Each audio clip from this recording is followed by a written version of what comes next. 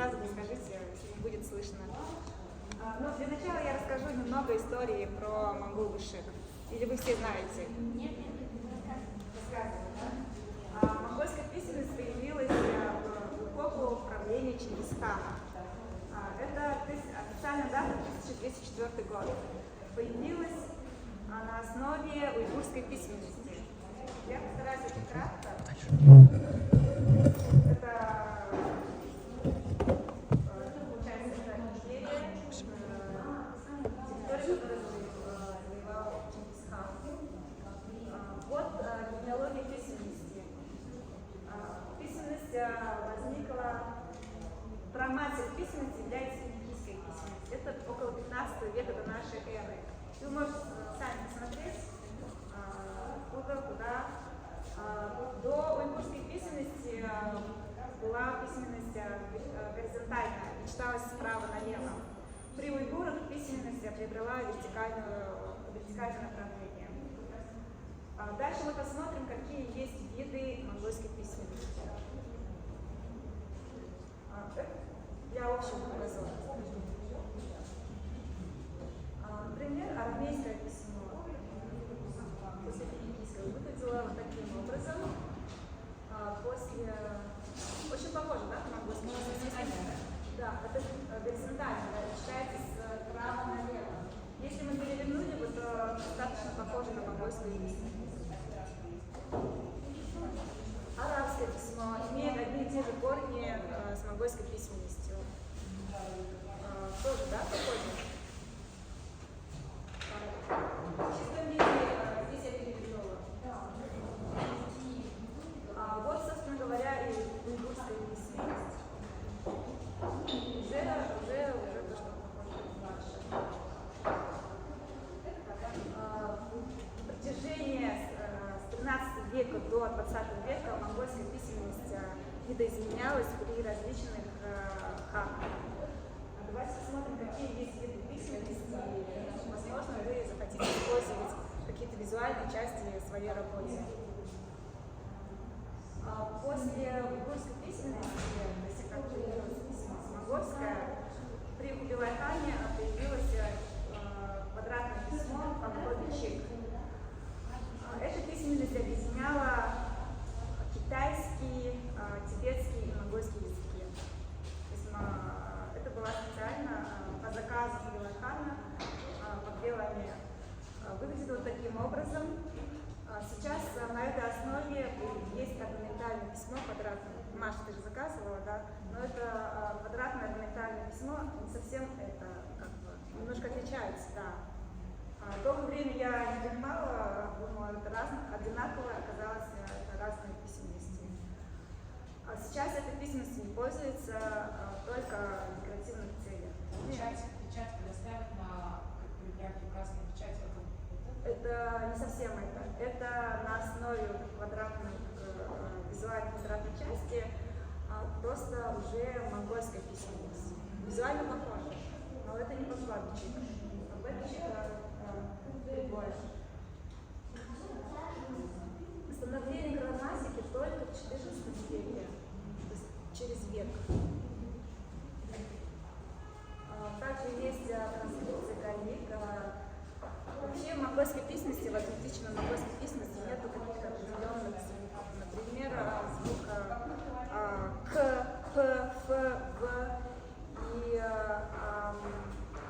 у китайцев, у тибетцев, в том числе у русских, эти звуки есть, и появилась необходимость ввести новые знаки, графемы.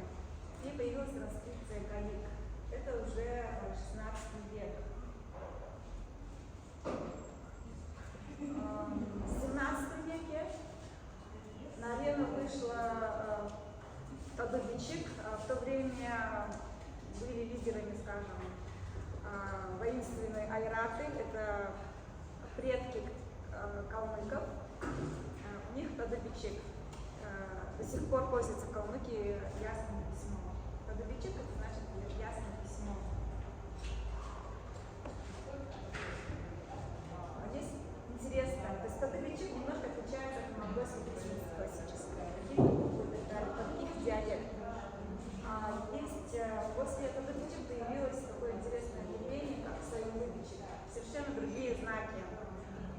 придумал первый Богдаган хан, это почти как Далай-ламу тибетцев у монголов Богдаган. И он придумал эту письменность, считается по легенде, что он видел в небе знаки и записал. Письменность на основе санскрита. То есть, видите, да, совершенно другие знаки. Возможно, вы будете как-то использовать своих эскизов такой вид. Также у бурят есть такое интересное явление. Агван Доржиев придумал Вагиндру. Мы уже тогда в 1905 году были в составе Российской империи, и появилась необходимость записывать русские слова, какие-то такие, и также записывать бурятский диалект отличается от монгольской письменности. И появилась необходимость видоизменить. Ну и Агван Доржиев придумал, не успела прижиться. Как вы думаете, почему не успела прижиться? У всех такие названия. Я лишний раз я говорю письменность Агвана Доржиева, а прямо так не озвучиваю. Классно защитили.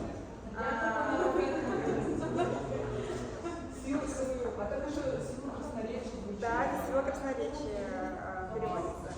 Ну, а если так абстрагироваться от названий, закрываем, да? Как вы думаете, что в то время происходило в начале 20 века? Да, то есть смена политического режима, просто эта письменность не успела прижиться. А так есть такое уникальное явление. Если бы письменность меняли, мы бы писали на Вагиндре. Как это считается? Это одно и то же слово, просто бурятское произношение бышик, а монгольское произношение бичик. Вот. То есть произношения у нас разные. Если мы в разговорной речи друг друга не понимаем, да, вот, с помощью письменности мы могли друг друга тогда понимать. Ну, какие-то слова даже сохранились в чистом виде у бурят, а монголы немножко по-другому произносят.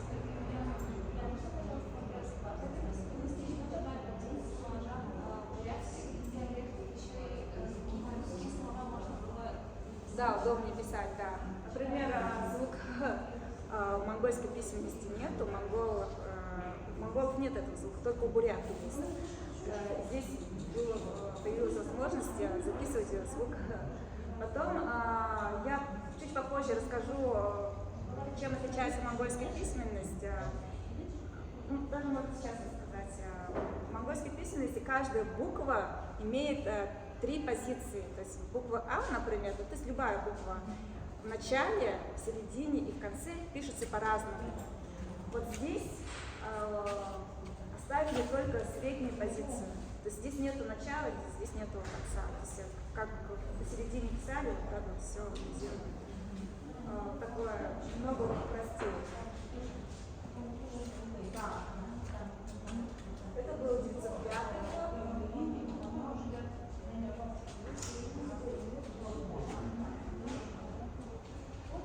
Переход на кириллицу. То есть до 1931 года мы пользовались этой письменностью. То есть если посчитать, 1204 это сколько? Где-то более чем 7 веков. Мы пользовались письменностью. Только в 1931 году сначала перешли на латиницу, и в 1939 году перешли на кириллицу. То есть сначала газеты таким образом, бурят монгол. Это газета 23 года. В 1931 году перевели все латинские буквы, но слова бурятские. Это очень интересно. Ну, как сейчас монголы, да, перешли на пользуются латиницей.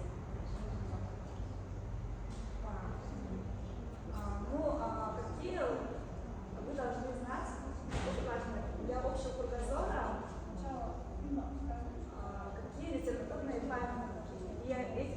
считаются первые источники каллиграфии монгольской.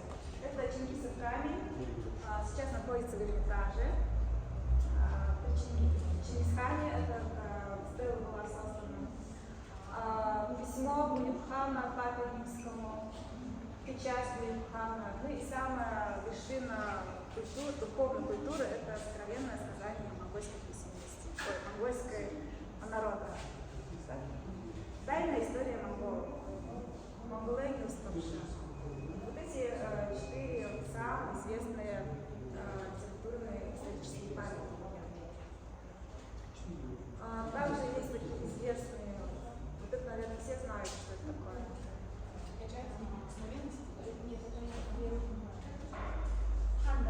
Да, бойцы, да. Это что-то вроде паспорта, когда хан дает кому-то, этот человек может действовать от имени хана. Это своего рода, как Бойцы. Скажи, что такое? Паспорт. Ну, это реально функция паспорта, в котором сразу, особенно в золотой классе, человек получал коней, ночлег и так далее. Как дипломатический паспорт все. Да. И одновременно автомобильный на коне же не повесишь. Ну и были найдены на бересте письменности, это уже, наверное, да, скорее всего, айраты. Да. Какие бывают виды? Это очень много источников сохранилось именно буддийской литературы. Вот так выглядит письменность. Если мы привыкли сейчас к каллиграфии кисти, да, вы больше знакомы кистью. Это больше первоисточник пером, либо палочкой. Ну и на камнях, конечно, высекали. На этой картине мы видим сразу все виды письменности, монгольской письменности. Сайонго, Пагба. Вот здесь все видно. Классическая монгольская письменность Сайонго, Пагба.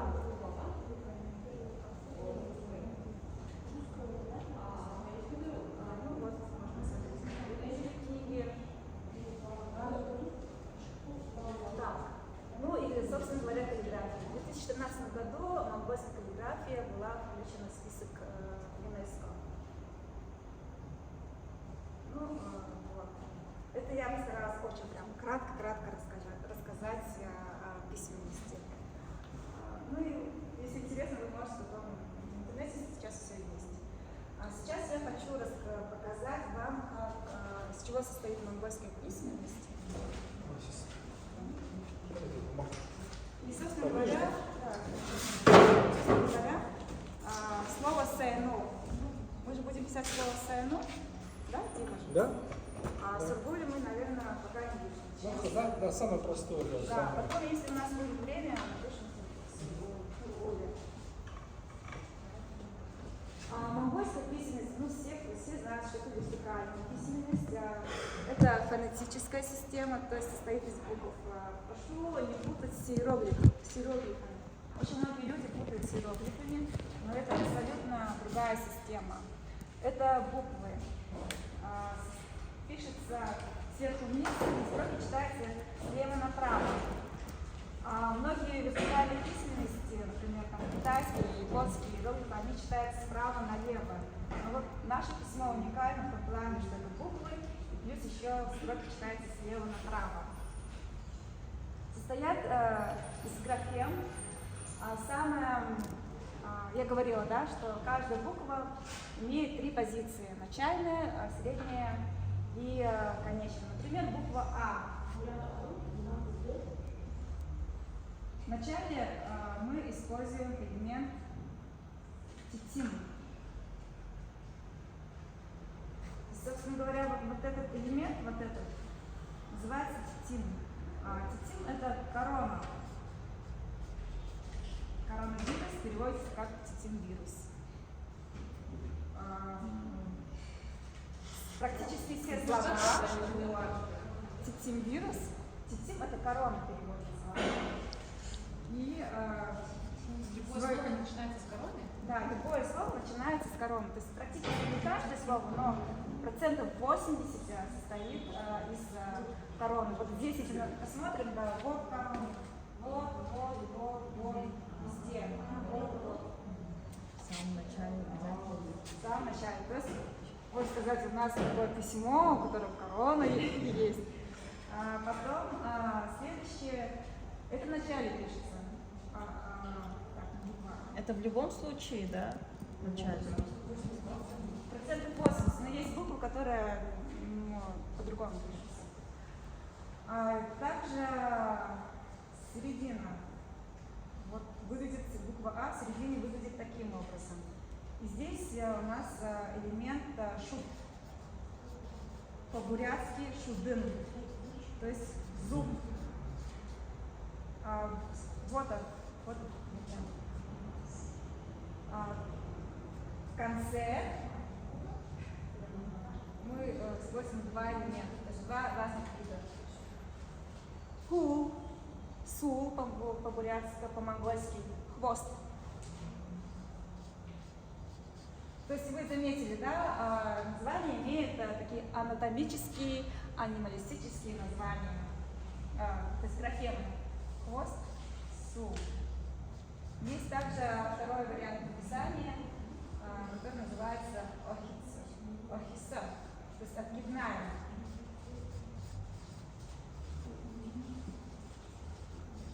Это на примере буквы А. Какие основные элементы? Во-первых, тетив, во-вторых, шут.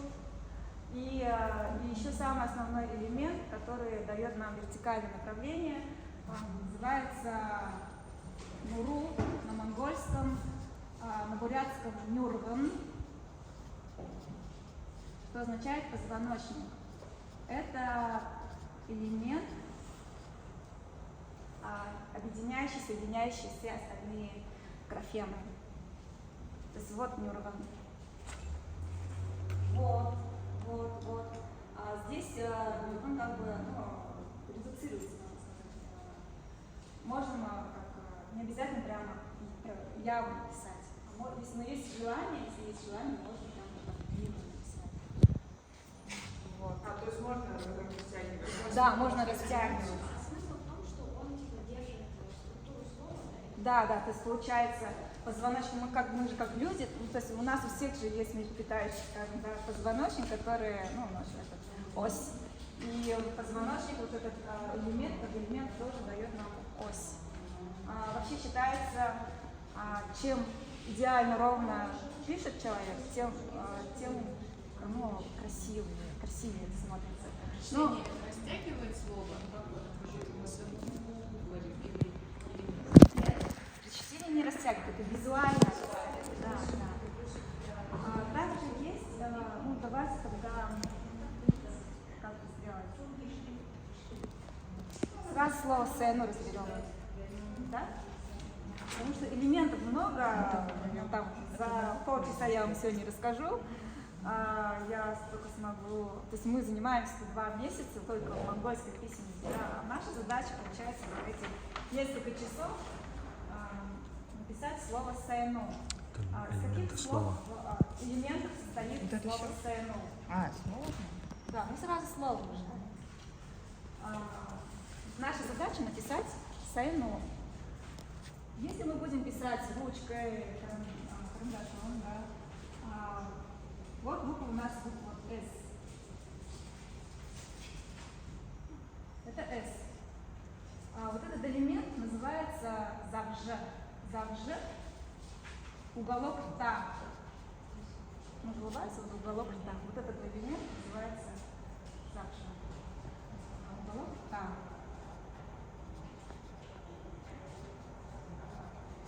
Мы добавляем, вот смотрите, у нас есть еще шут, да? Добавляем позвоночник, соединяющий элемент, потом добавляем шут, это буква А, я вот здесь писала, что посередине буква А выглядит,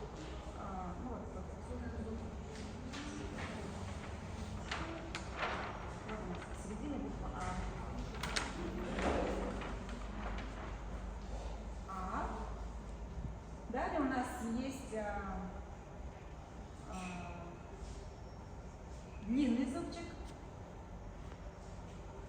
называем отышудым, либо мы называем его еще шилбы.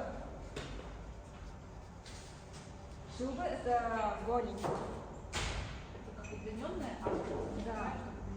Да, ну как бы не А, это буква уже И идет. В середине 2 И, ну, два длинных зубчика нам дает дифтонг Э. Дифтонг Э. И голень вот получается это вот на нашей части. Буква Р это хвост.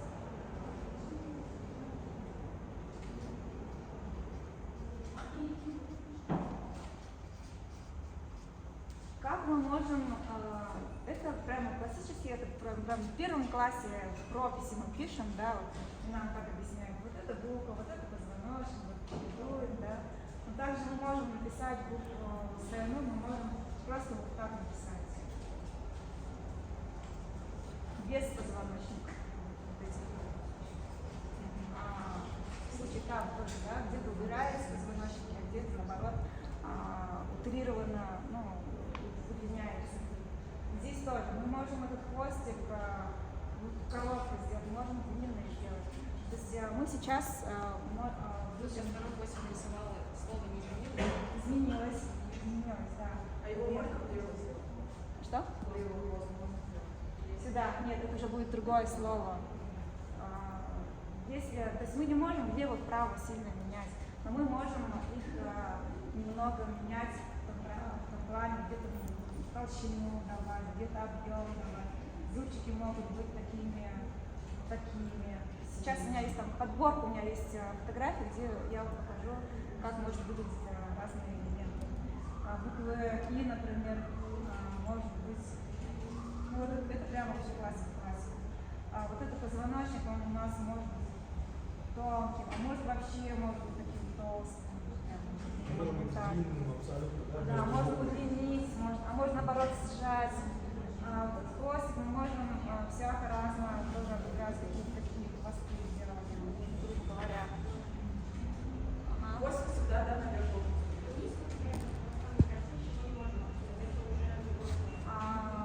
Сейчас я... Вот, если это вверх, мы можем в бок вести. Мы можем вниз вести. Но не влево. Если влево мы ведем, вот смотрите. У меня, допустим, вот хвост, вот он. Я увела немножко вверх, но все равно вправо. Прям длинное сделала. Здесь тоже почти горизонтально. То есть, а так же есть, как здесь, так, Это уже другая другая. Я сейчас расскажу, покажу, какие, ну, как можно менять.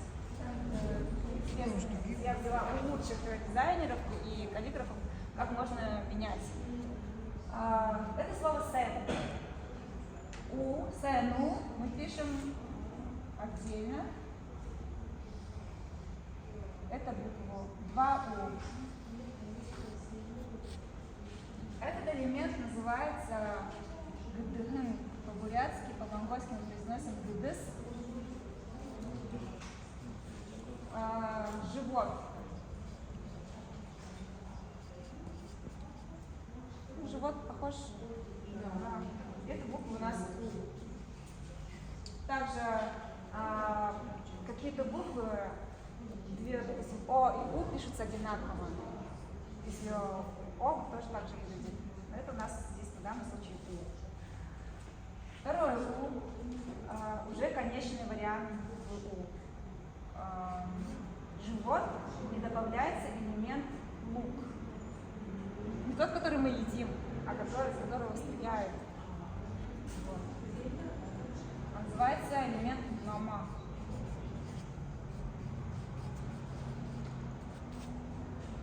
Смотрите, вот эту букву тоже, этот элемент мы можем тоже различным образом менять. Мы можем вот так наверх сделать. Мы можем вот так кругленько, ровненько сделать. Можем такое просто такое сделать. Ну и здесь тоже мы можем достаточно свободно менять. Единственное, я попрошу сильно вот такой длинный не делать, потому что уже другая буква будет. Но вот этот хвост, окончание буквы мы можем различным образом делать тоже там, по-разному. Какие-то завитушки делать и так далее. Тут какие-то завитушки. Ну если там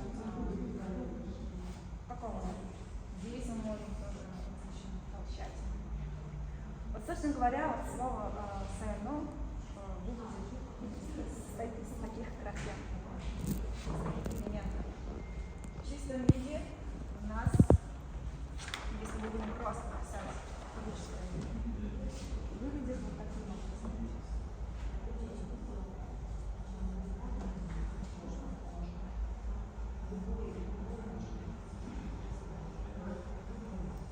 Вот так вот.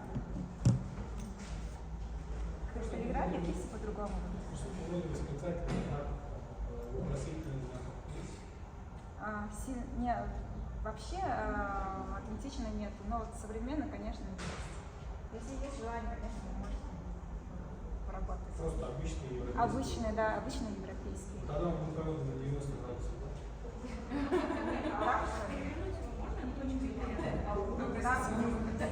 Ну, можно так делать, можно и так делать. Нет, у нас восклицательный. Нет, ну вообще просто глагол, там типа Б или что, это же как раз именно Да, вот как раз я хотела сказать, что Нет, у нас состоявшийся фонд уже есть. смотрите, есть какие-то короткие слова, скажем, аффиксы, которые дает монгольской письменности вопросительные тонации, скажем, тонации. То есть у сэно, допустим, уже мы понимаем вопросительный знак. Сэно, там, ну, хорошо ли, да. И хмб, допустим, б, это уже дает вопросительный тон. Но мы в бурятском языке на кириллице мы уже пишем знаки вопроса там, и так далее. Монголы не пишут. Пишут, да. Так. Ну, в названии нашего проекта есть восклицательный знак. Есть, да? Да. Восклицательный. Но на монголе что-то абсолютно нет внутри его. Я тоже считаю, что Да. в этом по графике, Все равно конечно, люди да. догадаются. Все равно люди не почитают. Да. Только мы знаем, да? Да. Вот состоит. А теперь давайте посмотрим, как может выглядеть на примере разных.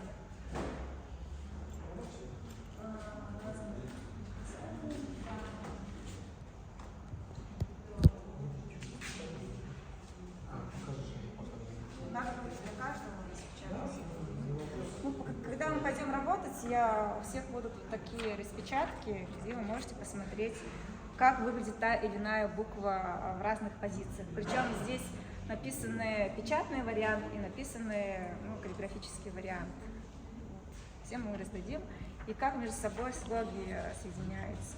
Допустим, гласные и, допустим, в середине, в начале, в середине, в конце, каким образом выглядит. То есть такая табличка, потом вы можете унести домой и самостоятельно поизучать. Ты можешь нажимать и еще Так, что у нас тут написано?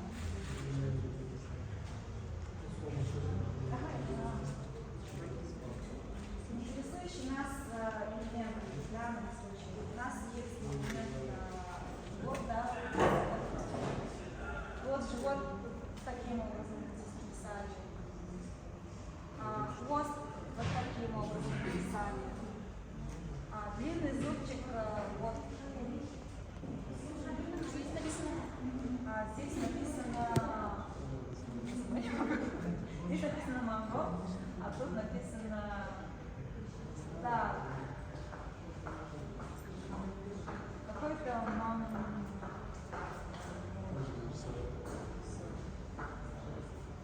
Сначала я монгольский монголь. да, какой-то монгол какой-то.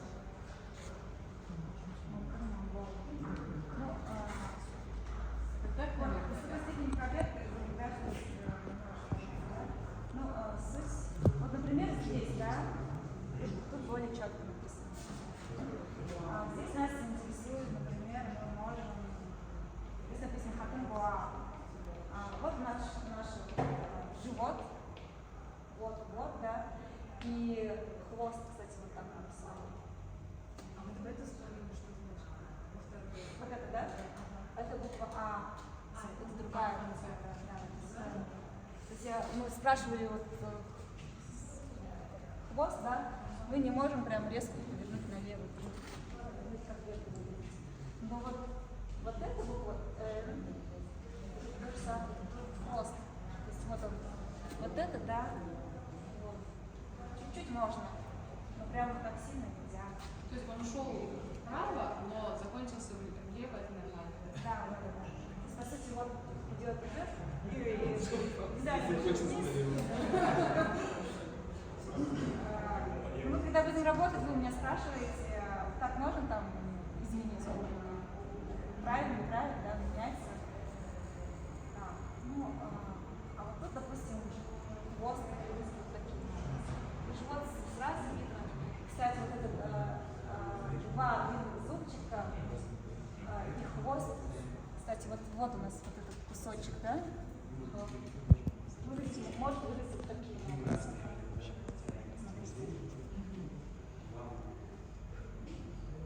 Тут тоже интересный другой стиль. Написано «Мунвичик». Еще считают, что монгольская письменность как человек-письмо. Ощущение бывает, да, человек видел. И там как цитирует, когда пишешь, особенно фотографии. Мунвичик, вот хвост, вот у нас. Вот таким образом писали. Ну и живот вот у нас. И, кстати, вот длинные зубчики выглядят вот таким образом. Ну, запоминаете. Ага. А вот тоже интересно, здесь написано «Сарлак», буква «С», может выглядеть таким образом. Самое прикольное, что справа это готика, европейская готика. Ну, как готика сделано. Да, то есть они пытались стилизовать монголку под готику или наоборот готику под монголку. Сарлак это як. Я? Як. Точно. Сарлык. А Сарлык. вот это живот. Выглядит не совсем, это как треугольник. Ну, толстым пером сделано. Да, тут плоским. Ой, плоским пером. Да. Плоским пером. То есть, так, может быть, выглядит таким образом. Так, дальше То есть посмотрим. от выбранного инструмента тоже очень сильно зависит характер Конечно, письма, конечно. изображений. Да, да, да. И зубчик, вот он зубчик. А это у нас своего рода как квадратное письмо, но уже считается орнаментальное. Хмыл вышивы. Обратно, в смысле, озеркальное?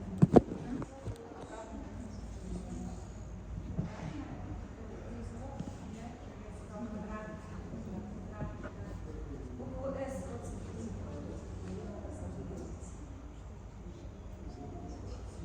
Буква «О». Живот. Хвост. То есть вариаций очень много. Можно смело экспериментировать. Ну, что-то похожее на видите, да? Так. А это уже классика. Имеется в виду играть кистью. Вот, например, без слова вот буква «С», которая я говорю в уголок рта. Вот прослеживается. Это зубчики, а вот это длинные зубчики. Если мы уберем вот эти зубчики, да, все художники могут не ставить, да, уберем и подтянем. А это у нас хвост. И вот это получается чисто в виде сцены, слова сцены. Вот может быть вот таким образом. Вот хвост.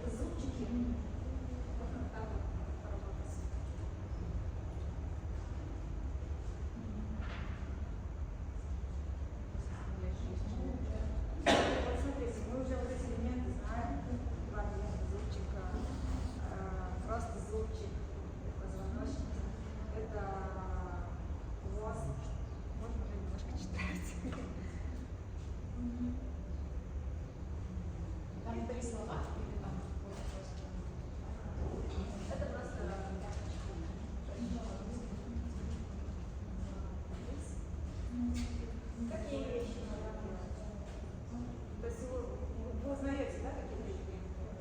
Вот, хвост.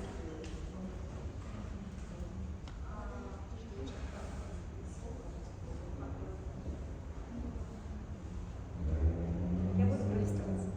Вот такая письменная графика, да, очень может это быть По-моему, как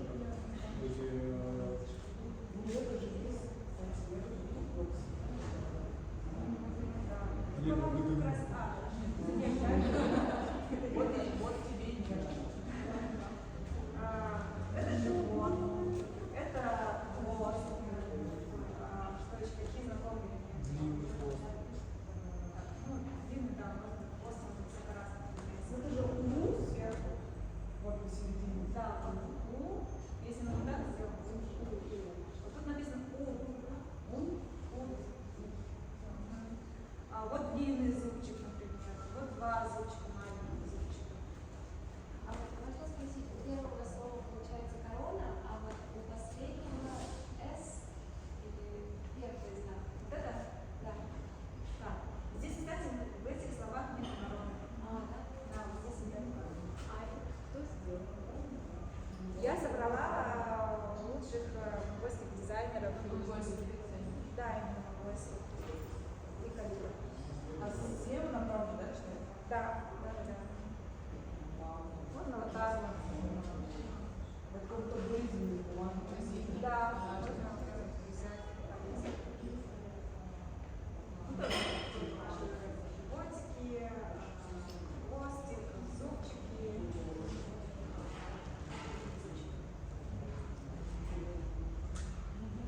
Длинные зубчики можно немножко сделать, если есть желание.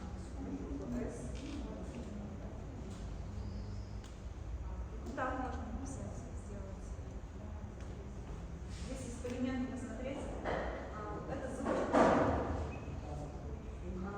Тут живот, это хвост.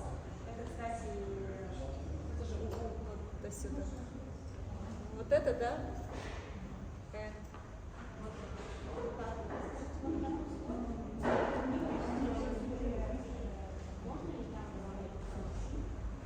Где? Здесь? Он может быть ближе? Вот так вот? Можно? Ну, можете. В смысле больше, что? Нижняя часть. Вот это, да? То есть вот так и прям вот так вот, да? Тоже будет. Я думаю, можно, если слово мы прочитаем. Если это для визуальной части нужно, то, конечно, можно. Здесь можно тоже смотреть. Видишь, уменьшаю. Можно там писать. Тут тоже какой-то, да, шрифт. Только слепого просто. Тут написано Чинамэй Никор. Ты можешь ли меня по-настоящему любить? Так, нам сложно. Вот, кстати, тем, который корона может так выглядеть. Это зубчик, это хвостик. Так, такие вещи можно придумать.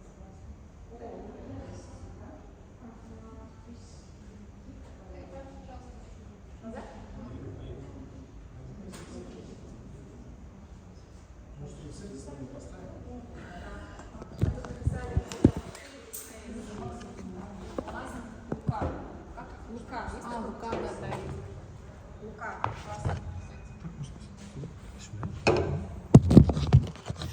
Игорь, да, вот так можно написать. Вот смотрите, два вот зубчика, да, которые я сказала, можно вот так написать. Первый и второй зубчик, длинных зубчиков. Есть внизу транскрипция. Добрый, да? Ага. Вы поняли, да, вот эти два зубчика, которые параллельно одинаковые, можно вот таким образом написать.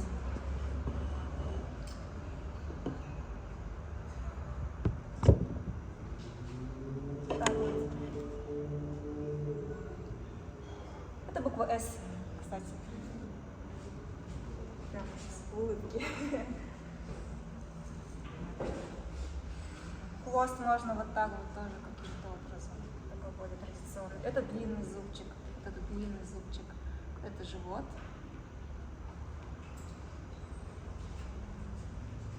Можно таким образом писать. Здесь два длинных зубчика, а здесь два коротких зубчика. То есть буквально между ними разница совсем чуть-чуть. Чуть-чуть. Ну, как бы, когда классически пишем, желательно, чтобы длинные зубчики примерно в 2 раза были длиннее, чем просто зубчики. А вот здесь они немного вот так вот. А вот 2 точки что значит? 2 точки дает букву Г. То есть вот эти точки могут быть тоже разные. Круглые, квадратные, треугольниками, какие-то капли, какие-то там орнаментом и так далее. Так и называется точка, цик. Есть второе название духол, капля. Мне нравится слово капля больше. Так может выглядеть. Здесь какие знакомые элементы? Зубчики. Да, вот зубчики, Хвосты да. слишком длинные. Вот хвост, кстати, живот, корона, ну да, тут без короны написано, ну суть, вот она как тут начинается. А вот это то, что она вниз идет, потом наверх, и потом опять вот Так, где? так. Вот нижняя часть. Видишь, она вся вниз идет, первое касание, потом наверх. Вот это? Справа стороны, да. Вот это, да? Начало снизу начинается, что ли? Нет, все сверху вниз. Это буква М. Это толщение или Нет, это не толщение, это буква М. Буква М. Это тоже буква М. Здесь написано химариманда. То есть, ну, процветай, химар, процветание, химари. Это буква М. То есть мы же не все элементы прошли. И букву М, вот, посмотреть. Вот у нас цитим, да, и вниз. Вот этот элемент называется косичка. Раньше же монголов прическа была мужчин тут лысый, а тут такой гызовый хвостик. Не хвостик, а косичка прямо. И оттуда вот это элемент, название элемента. Вот. То есть вариаций очень много. Может, Вот сейчас... это паттерны, да, вещи, которые можно заполнять Да. объем. Кстати, буква «С» может выглядеть вот таким образом. Это длинный зубчик, это хвостик. 2 длинных зубчика. Ну, тут уже живот уже видно. Так. Это объемные можно делать. Маркером. вот, цвета прикольные. Колор. Тут что-то с огнем связано. Если даже не умея читать, можно понять, что это что-то огненное. Так что не написано, Да, тут написано. Я не могу разобрать первое слово, но второе слово написано гал. да? Огонь. А гал это огонь. Это классическое такое печатное, немножко затемненное, монументальный, прям широкий элементы. Орнаментальный, можно так писать. Написано, что Курде. Курде, колесо. Вот, допустим, есть животик. А вот этот элемент, вот у нас конечная буква О, У. прям можно еще раз? Назад, да?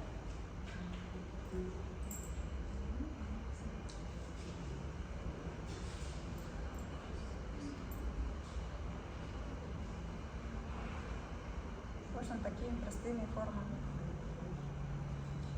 Довольно часто у них, да, идет адаптация, когда монгол ошибки и на 90 градусов повернутая надпись Да. на латинице или на кириллице.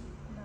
Ну вот я брала у Тенгиз, там есть еще ряд несколько прям классных дизайнеров, Тенгиз это которые... как раз Баганы, который с внутренней Монголии. Да, да. Тенгиз Тайп. Тенгистай, да. Еще есть несколько тоже с внутренней Монголии, еще там из Монголии ребята, которые... Starbucks, логотип, как он сделан на монгол ошибки. Ага, там есть, кстати, еще какие-то у меня есть Спрайт, Кока-Кола. А, Сейчас они там будут. Вот букву S можно вот таким образом видоизменить. Это хвостики уже. Это, конечно, буква У. Это уже Эпхэмэл, орнаментальная, квадратная. Это уже классика. Вот. Спрайт, Бонаква. Да. Вот буква S, кстати, вот. Чук и чук. Суть в том, что там должен быть справа уголок, как бы похоже чем-то там на уголок. Что? Вот. Да. Правда, такого.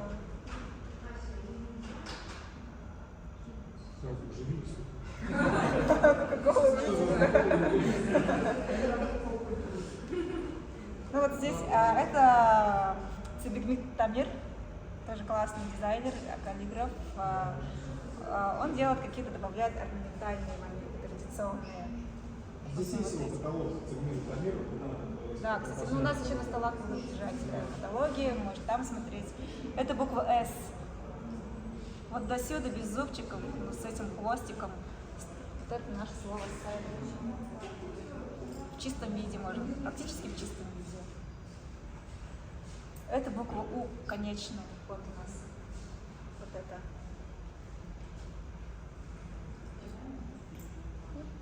Тоже Цибигмит, да? Да, да. Все Цибигмит. Это все.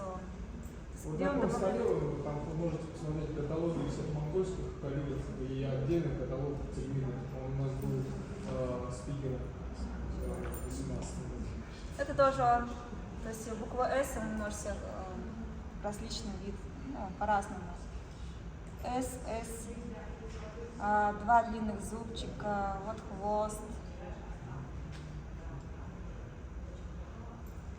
Он же, ну, можно уже по стилю уже понять, что это он. Теперь у него вот такая буква S. Добавляет вот всякие вот орнаменты. Это два длинных зубчика, и это хвост, кстати.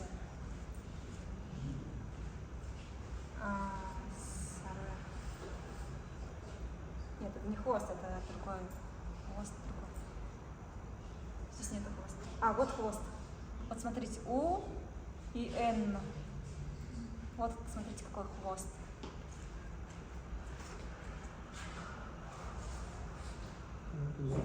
Известно откуда это. Это да. Из торгового центра «Пионер» в 18 году. Вот, кстати, тут наглядно слово «монгол» разными видами написано. Это обложка Цибигмита. Да. Это он делал плакат как раз для нас, для ОАНД в 2018 году, для акции «Из Вестпост». А, кстати, плакаты, которые дизайнеры сделали, они где? Здесь он что лежит. Такое для наглядности тоже, они же тоже классно все сделали. Ну, Можно? давайте там залезать в разговор. Ну вот эта буква везде. Раз, два, три, четыре буквы S везде в начале. Ну, мы можем это в общий чат выложить, наверное, да, все вот эти примеры. Я думаю, да. Можем приступать. Вот тоже буква S. Вот зубчики, этот хвост. Сарашинде. Вот, кстати, два зубчика, как он сделал. Завернул, да. Это не желтый зубчик. Длинных зубчика. Или чтобы вот так вот можно. Зубчики вот таким образом можно нарисовать. Ну, кажется, все. Мне кажется, достаточно. Вот два длинных зубчика можно вот так сделать. Это конь. Да, тут написано «Химарь». Не песенка, не просто. Несколько. Конь удачи, да? Конь ветра. Вот два длинных зубчика, вот прямо как он так интересно завернул. Вот это его же, это Тамир. Слово «с». Тут написано сэхэн, но если мы уберем вот эти 3 зубчика, у нас в чистом виде будет сэн. То есть вот эти убираем, а это хвост.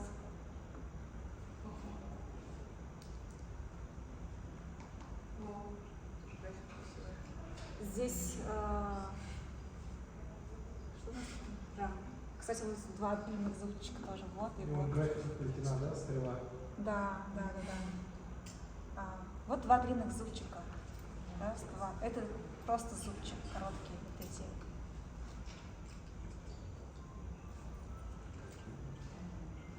Ну все, мне кажется. Я много подобрала.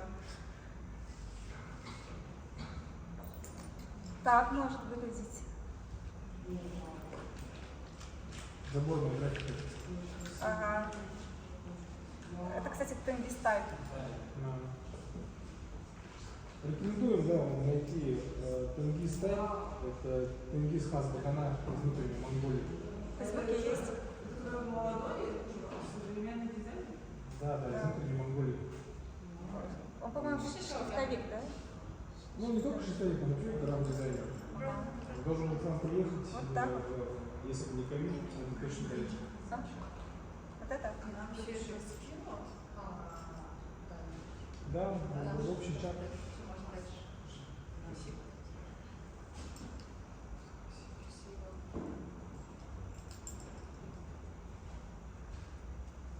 Вот насколько монголы по своим возможностям абсолютно такая же система, как любая другая кириллическая латиница. То есть мы ее можно как угодно корежить и Да. с ней как угодно работать. По сути, то есть мы будем заниматься тоже типографикой, только уже с монгольской письменностью. Так уж получается? Да. С точки зрения художников, может быть, это не только смысл, но и форма вот этих графем. Здесь написано Ула, гора, облако. И эти же слова вот так вот он делает. Вот так может выглядеть. Вот так, потом пресекается.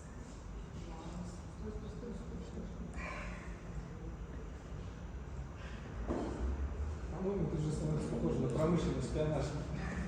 Шпионаж, это все в доступе в Фейсбуке. Ну все, может так. Все, давайте теперь работать. Все. Ну что, есть еще вопросы? Ну, в процессе, наверное, сдадим. Да. Да,